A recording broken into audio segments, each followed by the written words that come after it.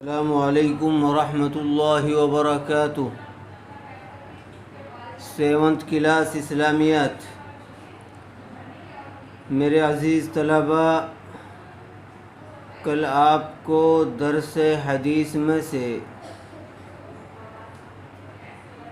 عربی حدیث کا متن اور اس کا اردو ترجمہ یاد کرنے کے لیے دیا گیا تھا، سمجھانے کی کوشش کی گئی تھی۔ آج اس کی تشریح دیکھیے۔ تشریح: بسم اللہ الرحمن الرحیم۔ یہ حدیث جوامع الکلم میں سے ہے۔ یہ حدیث انما الاعمال بالنیات کہ نیت کا اعمال کا دار و مدار نیتوں پر ہے۔ یہ حدیث جوامع الکلم میں سے ہے۔ جوامع الکلم کیسی حدیث کو کہتے ہیں؟ جوامع الکلم ایسی باتوں کو کہتے ہیں جن کے الفاظ تو بہت کم ہوتے ہیں لیکن ان کے معنی بہت زیادہ ہوتے ہیں۔ اللہ نے نبی کریم صلی اللہ علیہ وسلم کو قوت گویائی میں یہ ملک عطا فرمایا تھا کہ آپ جوامع الکلم بھی تھے۔ آپ ایک چھوٹے سے جملے میں بہت کچھ بیان فرما دیا کرتے تھے۔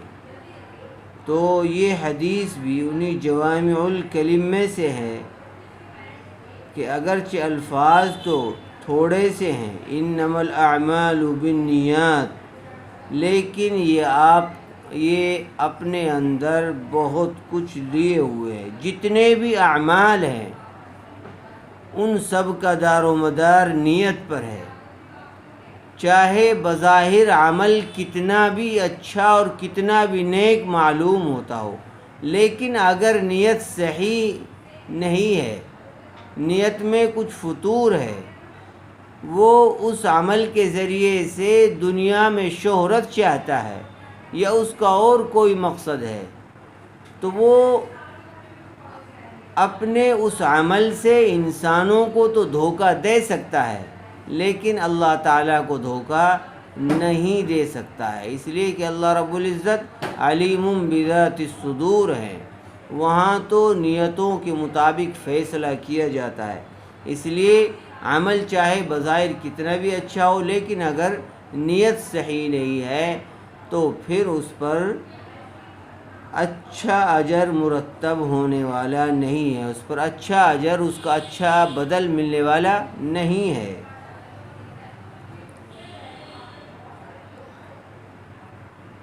پوائنٹ نمبر 2 دیکھیے۔ اس حدیث میں بندوں کو اخلاص نیت کی تعلیم دی گئی ہے۔ کیا تعلیم دی گئی اس حدیث کے اندر؟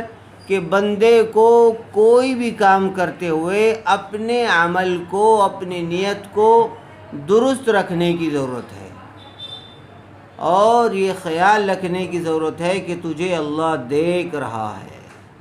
اس لیے ہمیں کوئی بھی عمل وہ اللہ کی رضا کے لیے ہی کرنا چاہیے۔ اللہ تعالیٰ فرماتے ہیں کہ تم میرے لیے عمل کرو گے، رضا کے لیے کرو گے، تو اللہ تعالیٰ اس کو دنیا میں بھی فائدہ دے گا اور آخرت میں تو ایسی نعمتوں سے نوازے گا جو ہم سوچ نہیں سکتے ہیں۔ اس لیے ہم نیت کو خراب کر کے اگرچہ بظاہر اپنے گمان کے مطابق دنیا کچھ سنوار لیں، حالانکہ دنیا بھی سنورتی نہیں ہے، بلکہ دنیا میں بھی اس کا برا انجام ہوتا ہے اور آخرت تو اپنی برباد کر ہی لیتے ہیں۔ آگے دیکھیے۔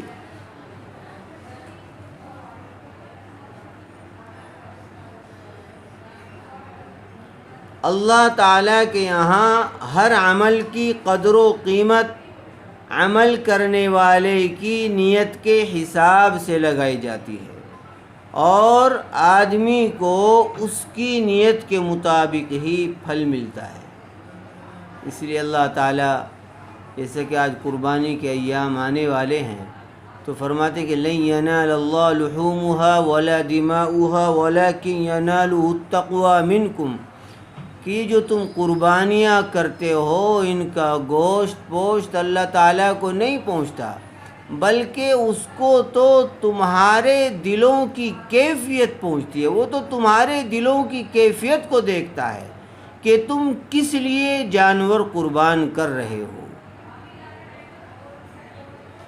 اس لیے اپنی نیتوں کو صحیح کرنے کی ضرورت ہے۔ اس لیے جو ہم علم سیکھ رہے ہیں، ہماری نیت یہ ہونی چاہیے کہ ہم جو بھی علم سیکھ رہے ہیں اس کے ذریعے سے جو بھی پیشہ جو بھی ہنر ہم اختیار کریں اس کو دین کے مطابق کرنے کی کوشش کریں گے۔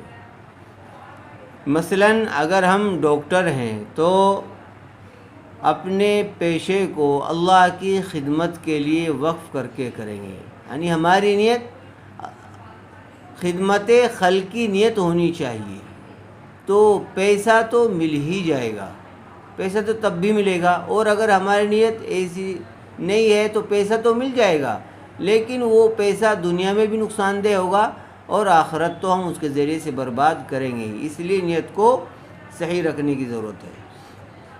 دین کی خاطر ایک جگہ سے دوسری جگہ چلے جانے کو ہجرت کہتے ہیں۔ یہ بہت عظیم الشان عمل ہے۔ ہجرت کا لفظ آیا تھا کہ فمن كانت ہجرتہ الی اللہ ورسولہ فہجرتہ الی اللہ ورسولہ۔ ہجرت کے متعلق کل بھی میں نے سمجھایا تھا، تو ہجرت اگر اللہ تعالیٰ کو خوش کرنے کی نیت سے ہوگی تو اللہ تعالیٰ بہت زیادہ ثواب عطا فرمائیں۔ کسی نے صرف اس لیے ایک جگہ سے دوسری جگہ جانا پسند کیا کہ وہ جہاں رہ رہا ہے وہاں اللہ کے بتلائے ہوئے احکامات کے مطابق عمل کرنا ممکن نہیں ہے، اس لیے اس نے صرف دین پر عمل کرنے کے لیے اس جگہ کو چھوڑ دیا، دوسری جگہ کی رہائش اختیار کی، اس کو ہجرت کہتے ہیں۔ جیسا نبی کریم صلی اللہ علیہ وسلم مکہ چھوڑ کر مدینہ منورہ تشریف لے گئے تھے۔ ہجرت اگر اللہ تعالیٰ کو خوش کرنے کی نیت سے ہوگی تو اللہ تعالیٰ بہت زیادہ ثواب عطا فرمائیں گے۔ ہجرت اگر کسی دنیاوی مقصد سے ہوگی تو ایسی ہجرت پر اللہ تعالیٰ کوئی ثواب نہیں دیں گے۔ اس حدیث میں ہمیں دو ہدایتیں دی گئی ہیں۔ نمبر ایک، ہر اچھے کام سے پہلے نیت کر لینی چاہیے۔ اگر کوئی نیک کام کسی نیت کے بغیر ہوگا تو وہ نیک کام تو ہو جائے گا لیکن ثواب نہیں ملے گا، اس لیے نیت کو درست کرنا ضروری ہے۔ نمبر دو، ہر نیک کام محض اللہ تعالیٰ کو راضی کرنے کے لیے کرنا چاہیے، لوگوں کو دکھلانے کے لیے یا کسی دنیاوی غرض سے نہیں کرنا چاہیے۔ حدیث کی تشریح کے تحت جتنے پوائنٹ دیے گئے ہیں ان کو خوب اچھی طرح سے پڑھیے اور ان کو سمجھ کر ذہن نشی کرنے کی کوشش کیجیے۔